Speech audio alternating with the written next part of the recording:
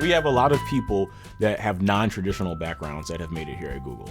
I've worked with people who have history degrees. I've worked with people who have economic degrees, and they're writing scripts automating us and how we can process, these credits for this client. I think people have a misconception that you have to have a traditional path in order to succeed in IT. A lot of people do follow the traditional path. A lot of people do succeed following that traditional path. But I think the benefit of IT is that in the end, people just want to know whether or not you can fix the problem. Make sure you have strong fundamentals.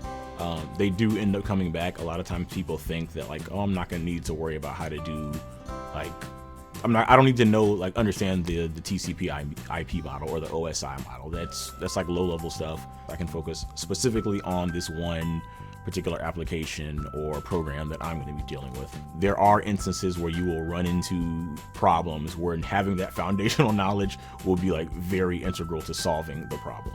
So as long as you're able to get to a point where you feel comfortable working with users, fixing their problems, and supporting them in the best way for you and them, you're going to always be viable in the world of IT.